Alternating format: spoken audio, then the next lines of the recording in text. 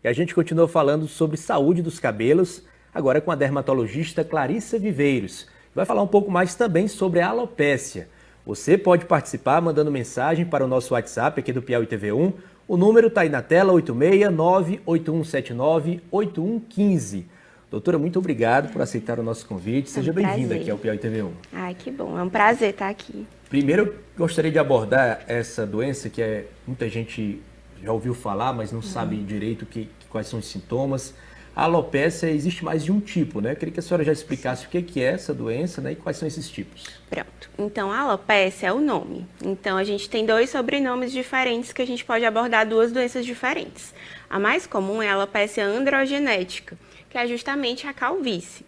E temos também outro tipo de alopécia, que é a alopécia areata.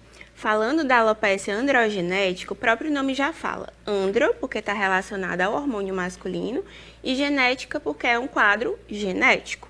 Não significa que a pessoa tem mais hormônios no corpo, mas que o folículo do cabelo ele é mais sensível aos hormônios masculinos. Então, a gente vai ter uma perda da quantidade de fios e um afinamento progressivo.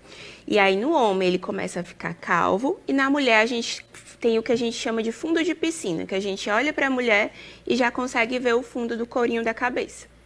A Laiana pergunta, tem cura? Então, não tem cura, mas tem controle.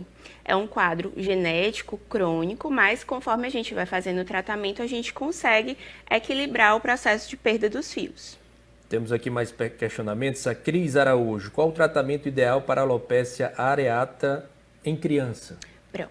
A alopécia areata, ela vai ter várias modalidades de tratamento dependendo da gravidade. A mais comum vai ser em placas, que ela vai apresentar várias áreas sem cabelo no couro cabeludo.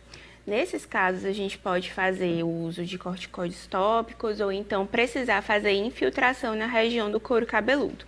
Quadros mais extensos, que a gente tem perda dos fios em todo o corpo, ou então perda dos fios em todo o couro cabeludo, podem necessitar de tratamentos sistêmicos e até necessidade de imunomoduladores e imunobiológicos. Tem algumas perguntas aqui, doutora, relacionadas a feridas também. A alopécia causa feridas no couro cabeludo? Pronto. Na realidade, algumas doenças inflamatórias que vão gerar feridas podem causar um quadro parecido com o de alopécia, como, por exemplo, a infecção por fungos, que é muito comum em crianças, que chama-se de tinea capitis. Às vezes, o fungo causa tanta inflamação no couro cabeludo que o folículo do pelo e o pelo vai sair daquela região porque ele não quer ficar naquela região inflamada. Então, a gente forma placas bem parecido com a alopécia areata, só que por causa da infecção causada por fungos e às vezes bactéria também pode causar um quadro semelhante. A gente tem participações aqui de Esperantina, Campo Largo do Piauí, vários municípios aí, Parnaíba, nos acompanhando agora. Eu queria que a senhora falasse agora sobre os produtos, né? Antes a gente estava conversando aqui. Existe algum risco de utilização desses produtos e eles realmente ajudam a combater os principais sintomas? Pronto. Então, a primeira coisa que a gente tem que saber, nenhum shampoo trata nenhum tipo de alopécia. Às vezes a gente usa alguns, por exemplo, quando tem infecção fúngica associada para melhorar os sintomas. Mas o shampoo ele não fica em contato com o couro cabeludo tempo suficiente para alterar o processo inflamatório no folículo piloso. Então, o tratamento realmente é feito com medicamento, com medicações.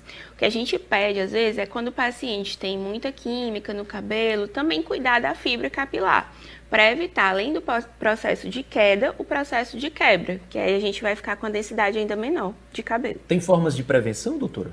Pronto. Prevenir a alopécia androgenética não tem como a gente prevenir, porque é um quadro genético, mas aí a gente tem que ficar atento. Assim que notar a rarefação dos pelos no couro cabeludo, notar que dá para ver mais as entradas, que dá para ver mais o couro cabeludo quando a gente olha assim de cima, já é o momento de procurar o dermatologista para começar o tratamento. Nem sempre a perda de cabelo está relacionada à alopécia, né? Nem sempre. Existem outros fatores, né? Exatamente. Na realidade, a gente tem vários quadros, várias doenças que podem causar perda dos fios. O próprio eflúvio telógeno, a alopecia frontal fibrosante, FAPD. Então, é importante a gente chegar ao diagnóstico correto para também poder fazer o tratamento correto. Tem muitas perguntas chegando aqui, doutora. É até difícil a gente escolher aqui. De Parnaguá, Cajueiro da Praia. Muito obrigado a todos que estão nos acompanhando. Vamos virar um pouquinho aqui o assunto, falar de protetor solar. Daqui a pouquinho o Renan Nunes também vai tratar desse assunto. A gente está no meio de férias escolares, né? É muito importante a gente ter esse cuidado aí no dia a dia. Já já eu vou abordar com ele, mas eu gostaria que a senhora adiantasse aqui como é que a gente faz a escolha do tipo correto, né? Tem vários fatores, a gente fica muito na dúvida. Como é que a gente faz essa escolha? Inclusive para crianças, adultos, isso muda? Muda. Então, criança até os 6 meses de idade, a proteção é somente com roupas de proteção UV. Aquelas blusinhas de manga comprida, short, chapéu. Entre 6 meses e 12 anos é protetor solar infantil. Então, a gente vai priorizar ali os protetores que no rótulo a gente vê infantil. A partir dos 12 anos, a gente já pode usar qualquer protetor solar de adulto. Sempre preferir fator de proteção de 30 para cima, que é o que a gente vai obter a proteção. E mais importante do que o fator é a gente também fazer a reaplicação no tempo correto. Então, o ideal seria de 3 em 3 horas ou sempre que for para o mar, piscina, para a gente poder ter o fator de proteção adequado. Doutora Clarissa, permanece com a gente aqui no estúdio do Piauí TV1, porque agora eu vou chamar o Renan Nunes, porque tem as informações. O Renan está aí já se aprontando para passar para a gente todos os detalhes a respeito, inclusive indicar esses protetores, né, Renan? É contigo, boa tarde. Exatamente, Edgar. Usar o filtro solar é muito importante para proteger a pele da gente dos efeitos nocivos dos raios ultravioleta, né? Quem está exposto muito ao sol ou quem vai à praia aproveitando esse período de férias não pode descuidar, sempre andar com esse produto na bolsa e seguir algumas dicas importantes. A doutora já adiantou algumas, mas a gente tem outras regrinhas básicas para deixar a nossa pele livre dos efeitos desse solzão. Por isso que eu estou aqui com o Saulo Luiz, farmacêutico, para a gente abordar um pouquinho mais esse assunto. E, Saulo, de cara eu fiquei com uma dúvida. Como é que a gente define o FPS, que é o fator de proteção solar que a gente precisa usar? É conforme o tom da pele, é o tempo de exposição ao sol? Tem uma regrinha nesse sentido? Boa tarde. Boa tarde a todos aos telespectadores. O fator mínimo necessário, que é recomendado pelo próprio órgão sanitário, que é a Anvisa, é 30. Então, o mínimo de um filtro solar, por exemplo, é 30.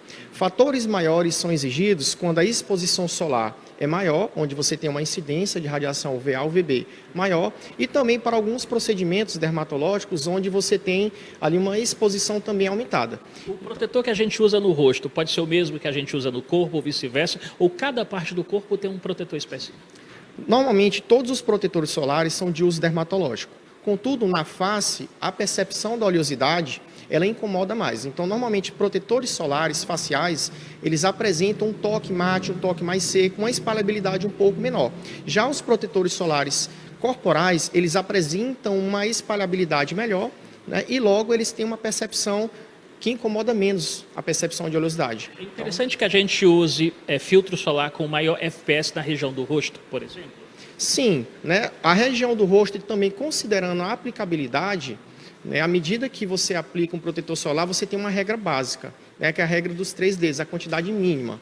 Né? Então, considerando o tempo de transpiração, por exemplo, a quantidade que você aplica, quando você aplica um fator maior, você considera que existe uma possibilidade de uma aplicação ineficiente ou que se perde ali à medida que tem uma transpiração. De quanto em quanto tempo é importante fazer a reaplicação? Se a pessoa transpira, se ela cai da água e por aí vai.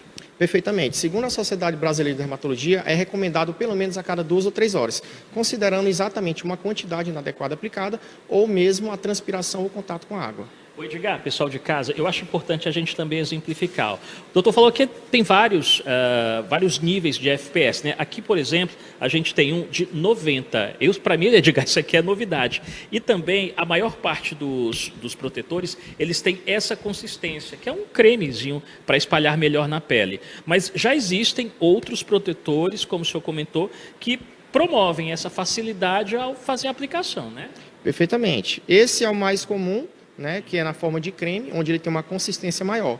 Mas considerando a pele do brasileiro e a percepção, hoje está em altos filtros solares fluidos, onde eles conseguem ali uma aplicação rápida, também uma secagem mais rápida e uma percepção de oleosidade menor. Então, é uma outra forma de filtro solar. E outra dica que a gente vai reforçar que é muito necessária: usou, passou um tempo, voltar a usar, senão o produto não faz efeito, não traz a proteção que a gente deseja, né? Perfeitamente adequado. Os ingredientes presentes no protetor solar são os filtros físicos e químicos. E você precisa ficar reaplicando para que haja a máxima fotoproteção necessária e evitar esses danos solares. Outra dúvida, quem tem pele seca, por exemplo, que cuidado tem que ter com o uso do protetor? Perfeitamente. Uma pele seca é necessário constantemente, além, obviamente, da hidratação natural, também que seja aplicado o protetor solar. Uma pele que está alterada, a sua parte natural dela, requer também uma fotoproteção. Perfeito, então. Saulo, muito obrigado pelas dicas, viu? Pessoal, não interessa se você vai passar muito tempo na praia, exposto ao sol, ou até mesmo nessa luz interna, né? Usa o filtro solar, se você evita o envelhecimento da pele, o surgimento de problemas de saúde e por aí vai. Na dúvida, usa protetor solar que ajuda. Edgar, com você. Muito obrigado, Renan. Eu também não conhecia o fator 90, vou até conversar aqui com a doutora Clarissa sobre isso, né? Explicar melhor esses fatores, o que é que eles significam, né? Cada numeração daquela. Tem a ver com a eficácia, né, do produto, mas eles são indicados para todo tipo de pele, né? Como é que isso funciona? Na realidade, às vezes a gente pensa que a diferença do fator 90 para o 60, por exemplo, é muito grande. Na realidade, é uma diferença pequena. Conforme a gente vai aumentando o fator de proteção, a diferença entre eles vai diminuindo. Quando é que a gente prefere um fator de proteção maior? Criança, que a gente vai ter um momento maior de contato com o sol, pacientes que já tiveram câncer de pele, pacientes que têm um fototipo baixo, como por exemplo, pessoas que são mais brancas, têm o cabelo claro, têm sardinhas, que são as efélides. Então, nesse perfil de paciente, a gente sempre prefere o fator de proteção maior. Mas a maioria das pessoas, a gente vai ficar ali no fator entre 30 e 50. A partir de quanto ali é o mais adequado? A partir de 50? Olha, no geral, para a maioria dos meus pacientes, eu acabo prescrevendo a partir de 50, porque por mais que a diferença não seja tão grande, a gente sabe que nem todo mundo lembra de reaplicar o protetor solar. E outra coisa importante também, lembrar vocês que a roupa, ela também protege a gente do sol. Quanto mais fechada for a trama do tecido, não necessariamente a roupa de proteção UV, a nossa roupa do dia a dia mesmo.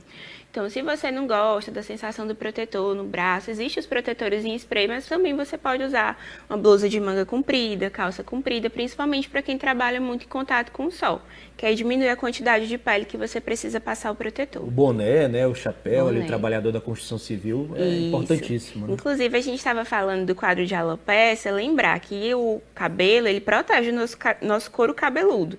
Então, se a gente não tem aquela cobertura de cabelo adequada, a gente tem que usar boné, tem que usar chapéu, existe protetor solar para o couro cabeludo. E não faz mal, né? Usar boné e chapéu, né? Tem muita gente que acha que pode causar queda de cabelo, não tem isso. Não piora. É só manter a higienizaçãozinha correta, sempre lavar para evitar o excesso de oleosidade.